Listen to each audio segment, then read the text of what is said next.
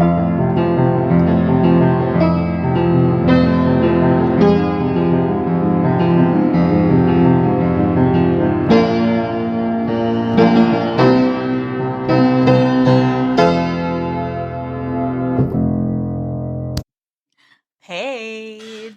Hi, Pixel. So, my husband and I are connoisseurs of t-shirts where you got to be really careful where you wear them. So, my God, did Game Boy find a gem recently. It is actual like Hooters branded merchandise, like found on their website. Yes. It is a 10th anniversary 9/11 shirt. So it's got the two towers forming the 11. It's got a big old 9. It's got Hooters on it. And then, babe, the tagline at the bottom of this t-shirt, which I cannot state enough, they sold on their website, like it was their marketing thing. Let freedom wing. Oh my God. It just came in the mail today. I do have a shirt that says Monday Night MILF, and I'm not allowed to wear it outside of the house. See, we have tons of shirts that I'm very selective. He has them, that one definitely takes the cake. It's so it would be funny no matter what, but the fact that somebody on Hooters marketing team was like, I know how to capitalize on the 10th anniversary of this tragedy. And this was before it had become like the most meme. If that came out this year, because it's so memeable. Yeah. No, this was 2011. Yeah. And they're saying let freedom wing unironically. Yeah. And it's just the best thing I know about. That's rough. It's beautiful. I can't wait to wear it. I'm going to steal it from his closet as soon as I can. I mean, it's funny now. So it's okay. I just want to know. I mean, the fact that it's still available on their website and it's 15 years old, like maybe it didn't do as well. They're like, listen, we've got. They're like, we're just gonna keep it in the warehouse until they're gone, I guess. It's like they knew it was gonna, like they were ahead of their time, and they knew someday someone on the marketing team was a time traveler. People who were not born for 9/11 would think it was the fucking funniest thing that ever happened to this country, and they would buy them up like hotcakes. I think there was like something recently about like something about like Japan, like, and like the atomic bombs and like Americans not respecting it enough, and so they made a bunch of crazy stuff with 9/11 things, but they failed to understand that Americans think 9/11 is funny, and so we just loved it. Yeah. That's so good. Yeah. It's like, and it so isn't, but we just cannot deal with anything that has happened. It is too traumatic. So we're just going to be funny instead. Too traumatic and I don't know. Too, like, obviously something the fuck is up with the narrative and the... Did George Bush do 9/11? I don't know, babe. I don't know what the fuck happened with it. I just know that something's... I don't know what the fuck... Why did Tower 7... collapse a fucking block away when there's buildings in between? Like, there's some shit. Listeners at home, there's some shit about 9/11. That's all I'm trying to say. And this t-shirt is fucking gold. All right. We have a book episode. Let's stop talking about 9/11 now, please. Today, we are going to talk about the Sunbearer Trials by Aiden Thomas. Okay. This book draws from Mexican mythology and culture. Aiden Thomas weaves a beautiful, queer-normative, fantasy world. Fancy world. It is fancy, but it's also fantasy. And in which teen semidioses compete in potentially deadly trials for a chance to be the next Sunbearer. This book is well-paced, balancing humor with moments of intensity, and explores themes of self-acceptance and challenging social hierarchies. I'm ready. Are you ready, Pixel? Nope. Let's go. All right, let's get lit.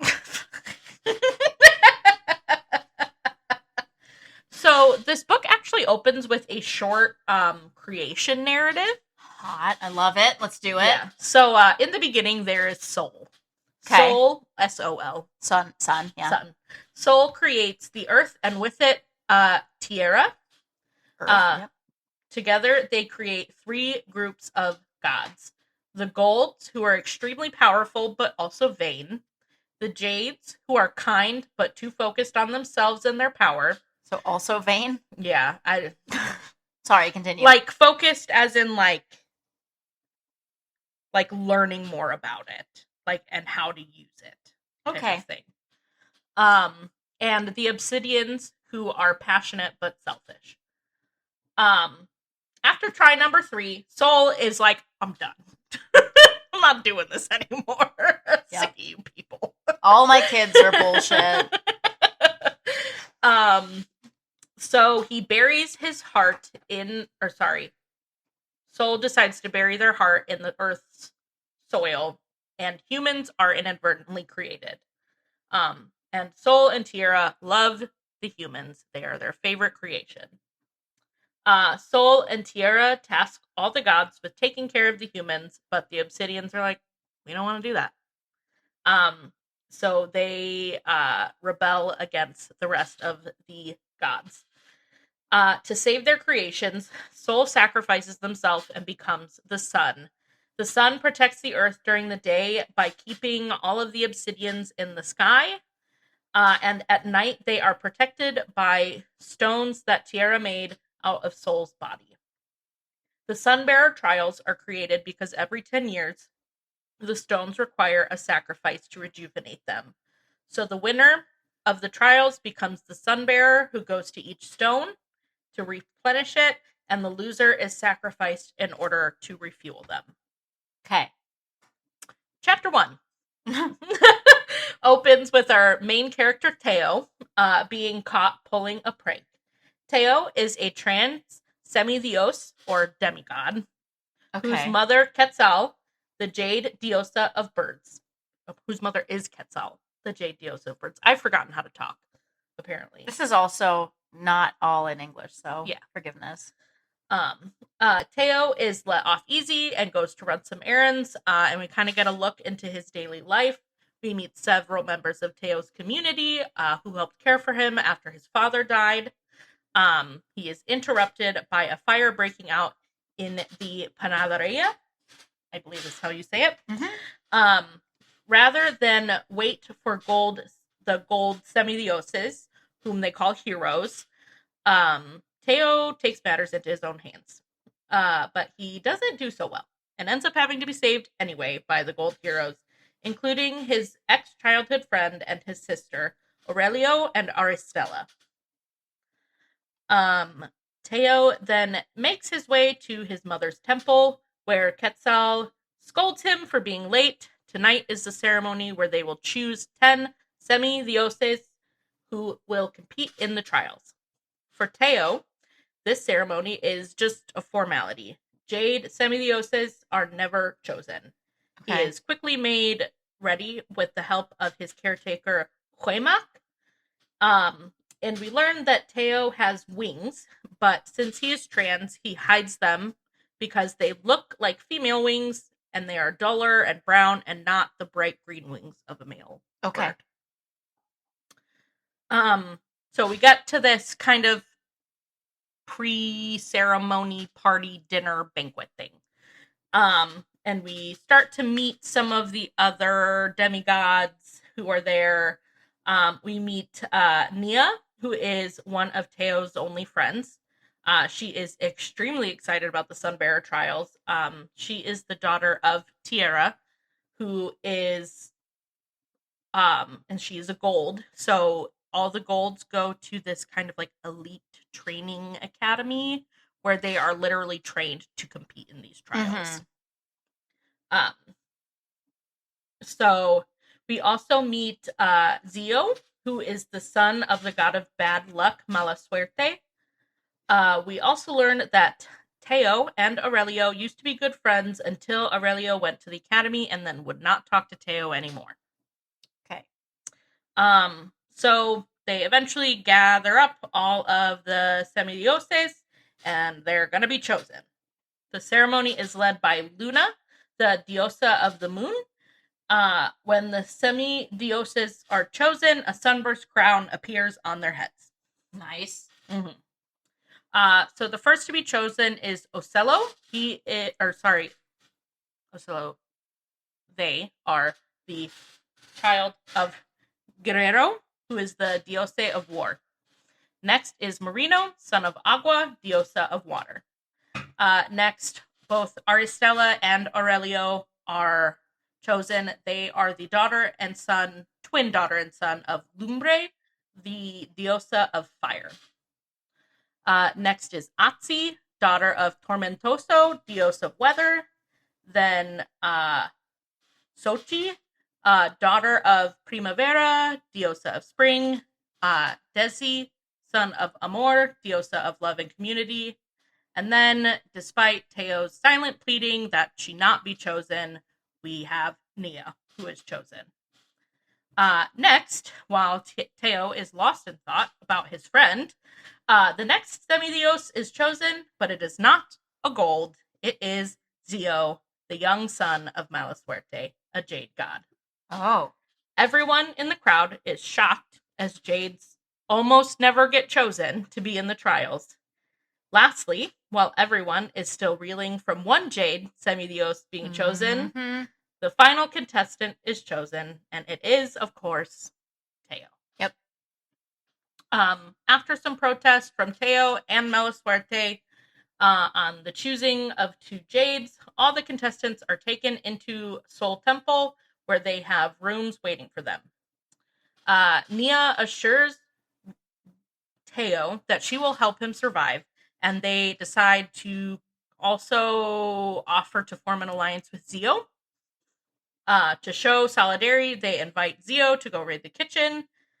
They all vow to help each other survive over hot chocolate and pan dulce. Nice.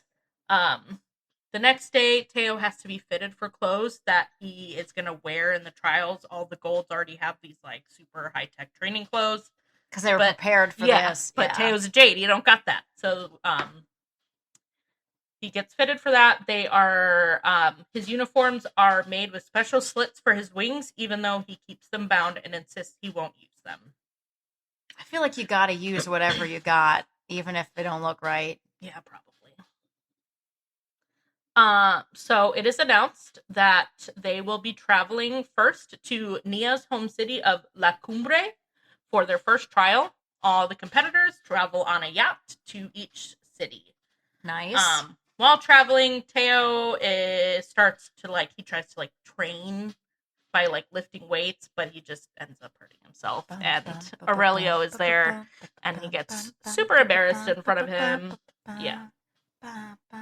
Anyway, so when they arrive, the trials begins immediately. They get off the boat and they go to the what is that called? The arena. Mm-hmm. So this trial is a race to the top of a mountain that's filled with obstacles, essentially. It would not need to be filled with obstacles in order for me to not do well at all. Yeah. In that sort of a situation. Immediately. Throughout it, Teo struggles, but he figures it out. He's gonna be okay. Mm-hmm. Until he sees Ocello attacking Zio. In a moment of courage, he decides to use his wings to get Zio to save him. He realizes that his wings have changed from the dull female feathers into his bright-colored male feathers. Hell yeah. When the trial is over, they all gather to see the rankings of everyone. The first rankings are announced, and thankfully, neither Teo or Zio are in last place. They then get dressed in traditional garb for the city, and they go to dinner at the temple. But a fight breaks out between Teo and some of the golds, and so then everyone is sent to their rooms. Zio, Nia, and Teo decide, we're not just gonna survive these trials, we're gonna kick some butt. Yes. So they kind of start talking about the other competitors. all of the gold heroes have these like trading cards that Zio collects. Oh my god. That's so... Yeah, it's super lame. But so they're using those to learn about the strengths and weaknesses of all the other golds and everything. Yeah, genuinely, putting that information out is like maybe not the best idea. I mean, typically the only people who are competing are the current heroes, and they all are going to school and know each other's strengths and weaknesses already. So, anyway, so they're like, okay, so we've got that. Let's figure out when the last time a Jade was in the Sunbearer Trials and see like how they did. Well, it turns out the last Jade to compete was also a child of Quetzal and was the sacrifice at the end of the trials. So poor Quetzal had one child who was sacrificed, and now she has a second child in the games. That's rough. It's a bummer. So the next day they kind of have like a little outing. They go to the hot springs that are in the mountain. Teo has this jarring moment where he realizes that the golds are essentially treated like royalty because they have like taken everyone else out of the hot springs. No humans, no anything, and it's just for them. Whereas like Teo grew up mingling with humans, goes to school with them, talks to them, all of these things. So he also, while they're at the hot springs, he has a little interaction with Aurelio. It kind of reveals that maybe both boys still care about each other, that kind of thing. So we'll see where that goes. Is it guy love? The boat then they make their way to the next host city, which is El Valle, which is the city of the diosa of animals, Fauna. When they reach the city, they discover that the trial is to bring back a baby alebrije from its nest, protected by its mother within a certain amount of time. Many of the other competitors try to use force in order to get their alebrijes, but Teo, because he's able to communicate with birds, is able to secure a little bird-like baby, and also helps Nia and Zio get their alebrijes as well. So is an alebrije like some sort of like mythical bird creature? Or... No. Have you seen the movie Coco? Yeah. The super colorful animals that are like the spirit guides. Okay. That's an alebrije. Okay. I'm pretty sure. So they all get back to the platform. And the competitors now have to present their alebrijes. But they discover that Zio at some point lost his while trying to escape.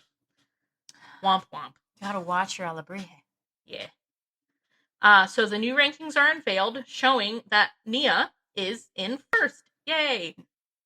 Even better, Teo is in fifth, and Zio is still in eighth. So they are still safe. Okay. Yes, we're good. Everyone's a little bit confused by the rankings, though, because like it doesn't really make sense that Zio's not in last because he didn't even complete, whatever. Right. So Luna explains that the rankings are not solely based on finishing order, but also on performance throughout the trial. Okay. Whatever. Yeah, sure. So they have dinner that night, and then Teo goes back to the gym to train. Aurelio is there again, and they kind of smooth things over, and Teo agrees to let Aurelio, like, help him train. Okay. Yeah. So the next day for their outing, they all go to the Alebrije Sanctuary, and Teo decides he is not going to just stand here and be, like, guarded from the humans, so he goes to the little Alebrije petting zoo and interacts with the humans, and everyone ends up having a great time. So that's cool. Good job, Teo. Yeah. They have dinner then in Fauna's temple that night where they talk about like respect for animals. Like one of her daughters is vegan and one of her daughters isn't, and they like talk about that type of thing. But then conversations kind of turn to like Teo's body and his wings and all of this stuff, and it makes him really uncomfortable. So Teo leaves and Nia comes and comforts him. Eventually Zio comes and talks to him too, and they have a really good conversation about gender, um, gender identity, transitioning. Zio is also trans, but like isn't quite as confident as Teo is with himself. And so Teo just encourages Zio like to take his time figuring out who he is. The next day, the boat takes them to the next city, which is the Opal Oasis, which belongs to Diose Guerrero.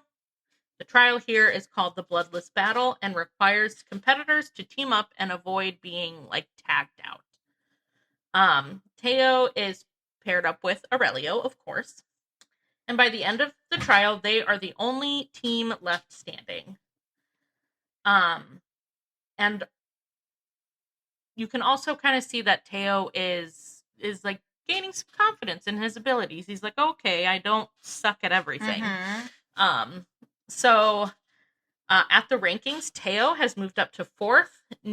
Nia does sink down to 2nd, and Zio remains in 8th. Okay. All still safe. Awesome.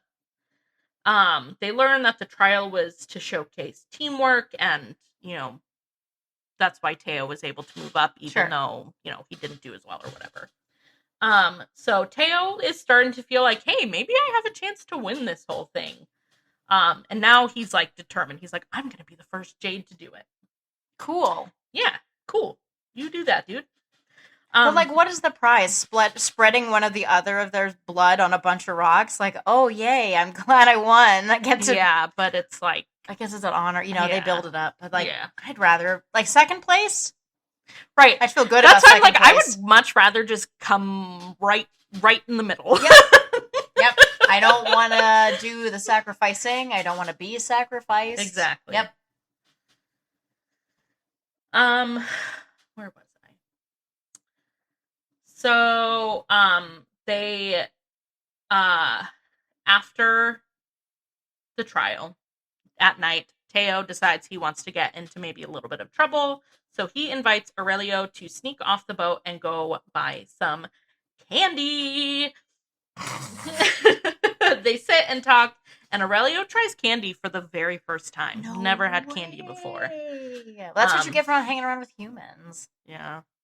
Losers. Losers. So we clearly get to see Teo and Aurelio are beginning to bond. But their outing is cut short when they are caught by Luna. And Teo is punished. He is not allowed to go to the outing next day, but still attends the dinner at the temple. Teo does get a bit of a shock when they get to the temple because Ocello, who has been pretty cruel up until this point, we get to see them in a bit of a different environment. There's like at one point like there's this like jaguar that comes up and they're like, oh no, the jaguar is going to attack us, but it just like cuddles up to Ocello and Ocello's petting the jaguar and like all this stuff, and like it's like, oh, you're a person. All non-binary people actually have an affinity with jaguars specifically. So like when I'm at the zoo, the jaguars just like roll over and let me rub their belly, and it's I don't know why, it hasn't really been studied yet, but it's true. It's true. The jaguar is there because it's like the mascot of his parent, like Guerrero. It's like a jaguar. Well, yeah, but all non-binary people have the jaguar mascot. I see. Right on this ass cheek, I got a big tattoo of a jaguar. Oh my god. I'm sorry, where were we? I don't even know anymore. So while at dinner, Luna announces the next trial city. It is the city of Labyrinto. which is a jade city. It is not a Ooh. city of a gold dios. Like Labyrinth? Yes. Ha I didn't write down the god that it, but essentially it's like David the Bowie. god of like David Bowie making is the god choices. of Labyrinth. Yeah. Essentially. Everyone is confused, but Teo is excited because he is trying to prove that he can be a Sunbearer. As they sail into the city, Teo sees many of the spectators are actually cheering for him, and he begins to feel hopeful that he's like, yeah, I can win. Well, yeah, he's their local boy. You know what I mean? They don't get to cheer for Jades very often. So, the next trial is essentially a scavenger hunt inside of an abandoned temple, and they have to collect all these like different colored rocks that are worth different points. So Nia, Teo, and Zio are like, okay, we're gonna stick together, and we're gonna collect as many rocks as we can, and then at the end we're just gonna split them up. Okay. So we're gonna work together. That's the plan. We'll do a communism. Nice. Yeah. Welcome, Conrad. Yeah, the audience at home all saw you pump your fist in the air like that. Shut up! Audio medium. Anyway, so the maze, though, the temple is like, no, and they get separated. So Teo is searching through the maze, trying to find his rocks and try to get to the end. He comes across several, like, of the competitors are just, like, locked in these, like, battles that are, like, super violent even for these people. Like, yes, it's like a fight. Like, they're all competing to win and, like, not be sacrificed. But, like, it's like, okay, this is getting a little too violent. This contest to not be sacrificed is getting too violent. I guess. So Teo is able to reach the drop-off where they have to drop off their stones, but discovers that the fake soul stone, which is worth 500 points, has not been found yet. So he's like, I'm gonna go look for it. He finds the stone, but he also finds Aurelio and Aristella there, trying to reach the stone as well. Teo gets to it first, but it pisses Aristella off, and so she takes it and she breaks it. Whoa. Yeah. So, and it's like, they don't really know why she does that. Like, she's acting crazy. Anyway, so Teo runs back to the end, deposits his stone, and realizes he doesn't know where Zio is. They look out and he sees Zio running to the end, but he's not able to make it before time is up. Oh, Zio. When the rankings are revealed, Teo is ecstatic because he has moved up to 3rd place. Okay. But he notices that Zio has moved to last. Oh, no. Instantly, Teo feels guilty for trying to win instead of protecting his friend, like he vowed to do. Oh, that sucks. That sucks. Because, like, why does he need to win? Right, exactly. Yeah, like, you don't need to win. Yeah. Like, I get it. Like, I get what you're trying, but, like, also now your friend's gonna die. Yeah. So the last trial, the 5th trial, is approaching. And so the competitors all travel back to Soul Temple. There is going to be a dinner with the competitors and their parents, like, it's like a last hurrah before the final. / goodbye. Right. Ooh. Anyway, before he can get there, he is cornered by some reporters. The reporters show up at other points, but it's not that important, so I didn't bring them up before. But these 2 reporters show up, and they want to get an interview. One of the reporters asks Teo how he feels about many of the competitors trending towards extreme violence. So Teo is like, yeah, you're right. That has been weird. So he races to the dinner and is like, hey, somebody's screwing with it. They're screwing with the trials. But everyone's like, no, get out of here. They don't believe him. So he feels super defeated and returns to his room, but his caretaker Quemak is there and encourages Teo to continue seeking justice, even if it means getting into some trouble. Very, very, very nice. Very good. Teo that night goes to the observatory in the temple and finds Aurelio already there. They have a pretty deep conversation about how Teo feels, about how cutthroat everyone has been, and Aurelio confirms again that that is not normal. He said, it's serious, but we all joke around. We're all friends. We're all, we are friendly to each other. Like, this feels off. They also get into some of the dynamics of Aurelio's family. So he reveals that most children of Lumbre are fireproof, but Aurelio is not. Oh. So he's kind of seen as like a disappointment, a failure. And so Aristella is the only family he really has. So she has been trying to help him win so that maybe their mother will finally accept him. Type of thing. Jeez. Yeah, so that kind of sucks. So the next day, they are put on these little, like, boats to go to a place called Los Restos, which is an abandoned part of their world that used to be inhabited by the Obsidians. Okay. The only thing that they have to do for this trial is everyone starts off in a separate path, and they just have to walk their path and get to the end. There's not a time limit. They just have to get there without falling off. As the paths move forward, they are going to start to come together, and eventually, like, it'll just be one path, and you all have to get to the end. That's all you have to do. You gotta walk to the end of this path without falling off. But obviously, the path is fraught with danger and illusions meant to try to get them off the path. Everyone does pretty well through most of it. They are getting to the end, and Aristella is overtaken with unexplainable rage. She attacks Teo and Zio.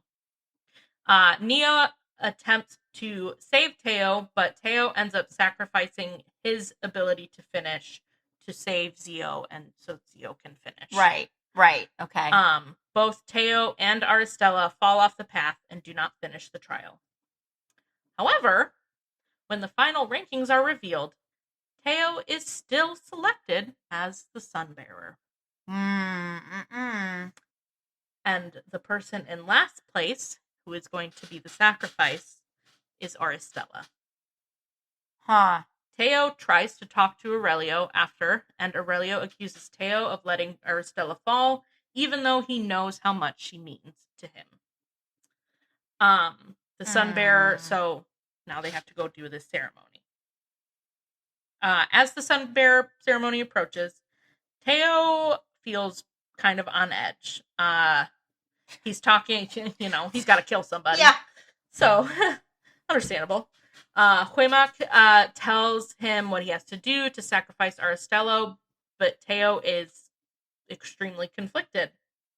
When he gets to the altar, he is surrounded by everyone. Aurelio's in the crowd. He can, see Aurelio, and Aurelio is, upset, obviously. Aristella is dressed in majestic garb and is laid down on the sacrificial stone. But in a moment of clarity, Teo announces that he is not going to go through with the sacrifice, causing chaos amongst the crowd. In the chaos, Teo gives the knife he was supposed to use to Zio, thinking Zio's going to run with it. But Zio does not run with it. Instead, Zio's face begins to morph into something more sinister. What? And they all watch as the soul stone goes out and the stars that are the obsidians begin to fall. What? What? The obsidians crash to Earth, only to reveal that Zio is in fact the son of Vengaza and has been working in secret throughout the trials. Diosa Luna tries to get everyone to flee, but she is too weak. It is revealed that Luna cannot survive without Sol, just as the moon has no light without the sun. The obsidians form a rift in the earth, and Luna, along with many of the other Semidioses, fall into it. Aristella is able to save Aurelio before she herself falls in. Naya also is able to withstand falling, but she is devastated at not being able to save her friends. Teo is able to find Aurelio, and despite his anger and grief, Aurelio is able to forgive Teo. The dioses begin to argue about what the next step should be. Finally, Tiara says that there may be a way to bring Sol back by finding and putting all the sunstones together. Aurelio, followed by Teo and Nia, offer to search for them and for their friends. The dioses bless them with various gifts for their journey, and the book ends with a to be continued. Man. Man, what the fuck? And Teo was so nice to Zio. What the fuck? What the fuck? I don't know. I don't know about that. So, I love a book with deadly trials. I love them. I mean, yeah. It's a very classic YA trope. Yep. But I love them. I can't get enough of them. I want to eat it up. Anyway. Why would today's world produce so many books about just fucking fighting against each other to survive while people are just raking it in at the top? What about our world would inspire such fiction? I have no idea. Not a clue. Anyway, I just really love, you can tell how much the author loves their culture. Mm-hmm. Every time they bring up the Mexican candy, I really just wanted a piña loca sucker, or I think they're called cocadas. They're like coconut things, and they look like the Mexican flag. Cute. I don't know if you've ever seen them. They're so delicious. It's basically like the filling of an Almond Joy. Okay. But that's it. And I love coconuts, so they're so delicious. Fun. Anyway. Yeah. So yeah, that was not like a specific moment, but like I just really liked like the candy. It was like it kept coming up in just like these weird little places, and it was just like a fun little like, oh, we're in the middle of these deadly trials, but we're still teenagers who just want to eat candy. Right. So the part that made me angry or want to throw something, obviously, was that fucking reveal at the end, because I didn't even have a clue. No. Not one single clue. I thought maybe it was going to be Mala Suerte, or maybe Lumbre or Luna who was behind it. I knew somebody was screwing with it, but Zio? My jaw was on the floor. So does that... Okay, sometimes twists that you don't see coming are great that you didn't see him coming, because when you look back, it's like, oh my god, everything was laid out and I just missed it because I was being misdirected. And sometimes it's like, I didn't see that coming because it doesn't make any fucking sense. No, there are hints, because they do talk about how Zio, they don't know what his powers are, and none of the powers of his father have manifested in him yet. Okay. There's a couple other things where, like, after the reveal that Teo is, like, in his mind, he's like, oh shit. Yeah, I should have seen this. Good. And I'm like, oh my fuck, I just thought it was because he was only 13. He's young. He ain't got his powers yet. It's okay. Anyway, no. I'm gonna be 33 and I don't have my powers yet. Yeah, where the fuck are mine? Where the fuck are my powers? Anyway, I cannot wait to read book 2. I'm very excited. Sick. I will be reporting back again. Okay. My favorite character was Nia. She is strong and confident in a way that I wish I could be strong and confident now, let alone when I was 17. Yeah. Like, yeah. 17-year-old me needed this book. She's fiercely loyal to her friends. She always knows what to say to Teo. I love that she never lets her and Teo's like difference in where they're at in social hierarchies come in between them. Like it is never an issue. There's never even like a little spat about Yeah. it. Like it is never an issue. They are just friends.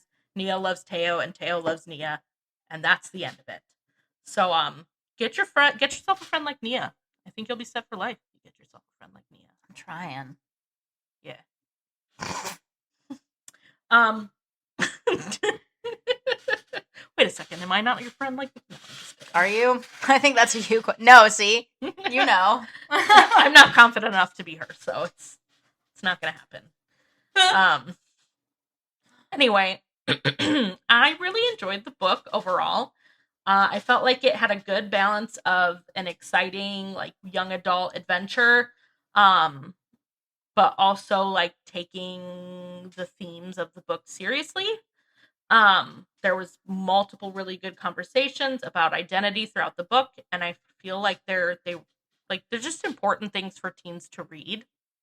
So, and also like experiencing how other cultures view gender stuff in a way that is just wildly different than like waspy, you know, Eurocentric cultures do. I really appreciate it, and I really appreciated like even though the world is like it's queer normative, so it's not weird. Like they literally have, if you decide you're a trans, you have like a party thrown for you, almost like a quinceañera, but like I love it. It's like so like, but the author still found a way to like show Teo's inner struggle of identity. Like even though everyone is accepting of him, there's still that like with his wings.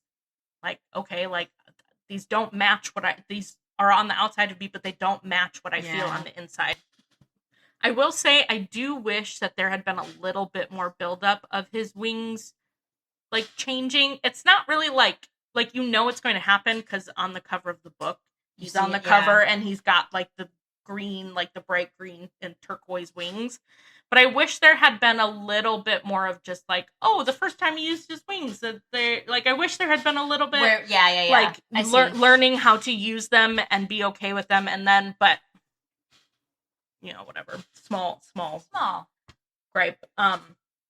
This book really gave me. I don't know if you ever read the Percy Jackson books. I was not allowed to read the Percy Jackson books. I grew up in one of those houses. Like it gave me the same feeling as when I was reading Percy Jackson. And like these books get compared to Percy Jackson a lot. And I feel like the similarities are really just between like the pantheons. Sure. And, like, that's why I wasn't allowed to read it. But it's like definitely like if Percy Jackson got a little bit more grown up. So it's like you read Percy Jackson in middle school, then you get to high school and you read this. Okay. Type of thing. I wouldn't have been allowed to read this. Really I really like modern world infused with like mythology. Mm-hmm. I will say the only other gripe I had was there were some times where the dialogue and like what the teenagers were saying felt like an adult trying to sound like a teenager. Yeah, that happens a lot. And I understand that. It's hard. My favorite thing is like in some of like Stephen King's newest books, he's like trying to write child characters, but they're using like 50s slang and their names are like George, and it's like buddy, just maybe you can you've written so many books. Maybe just stop. Just maybe it's time to retire. That feels like blasphemy to say almost, but like I don't know. I'm not a fan of Stephen King. I'm so sorry. You know what? He was my first favorite author, and I still had such a dear place in my heart for a lot of his books, but like he's not unproblematic. Yeah. So I know what happens at the end of it. So, and that's not even like all of the problems. Yeah, it's I'm still working on that. I'm still sorting that out in my little emotion box. Yeah.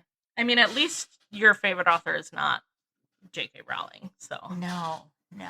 I mean, you probably weren't allowed to read those either. If you weren't allowed to read I wasn't allowed until when I was in like 5th grade, we had to take like reading placement tests where they like told us what our reading level Yeah. was. And then we had to take read a book and take a test like once a month or something. AR or whatever. Accelerated reader. Yeah. Yeah. I didn't know if Pennsylvania and Indiana had the same. Indiana did. Until through middle school, I think they had it. Anyway, you could only read within a certain window around your reading level. Mm-hmm. There was nothing in my elementary school library that was fiction that I was allowed to read that wasn't lower than my tested reading level, except the Harry Potter books. Dang. So my mom was like, fuck, all right. I guess we're reading the Harry Potter books. I only had to do AR for 1 year because Illinois didn't have it. And so I moved here in 8th grade. And so I only had to do it for a year, but I tested into like, it was literally, I think the highest level is like a 13. Yes. And I tested at like a 12.8. Yeah. No, it was I could literally read whatever I wanted. It was great. Well, so the way it worked is you could read above your reading level. You weren't allowed to read below your reading level and get credit for it. That's how it was in Pennsylvania. It was like a range. I think I was allowed to, I think it was like anything from like a normal 8th grade level, what they would consider, or above. It was wherever you tested was the floor. So I was in 5th grade. But like, I think it there tested were people, 9th. There was, one of my friends tested at a 13, so you're only allowed to read like the highest level books. Like, there's nothing there. No, seriously, like when I was in middle school, I had to fucking like suffer through fucking Huckleberry Finn, which I fucking hated. But there was like nothing. There was nothing for me. That's stupid. What a great way to discourage people from reading. Anyway. Mm-hmm. So yeah, this book, I gave it a 4 out of 5. Okay. I quattro out of cinco. Yes. So sorry. I'm very tired. I'm really excited to read book 2. I have book 2. I got book 2 for being part of like a reader, like a advanced readers program or whatever. And I was like, oh, well, they're giving me book 2 for free. Yeah. I guess I should go get book 1. So that's why I even read this. But I read Aiden Thomas's first book, Cemetery Boys. And I really loved that one. And the sequel for that one comes out this year. I think it comes out in like October because they're kind of like ghost spooky. Mm-hmm. So it's like very Halloween vibes. So that one comes out in October. I think I'm going to reread Cemetery Boys and then reread Cemetery Boys' Spiritu together and then do a back-to-back episode. Sounds hot. I love it. Anyway. I love it. Yeah, go like our Instagram page at Page and Pixel PC. Please. Drop us a line if you have any questions or thoughts or comments. Yeah. Comment on our posts and I will try to reply to you. We'll see. Anyway, read hard. Play hard. And eat candy.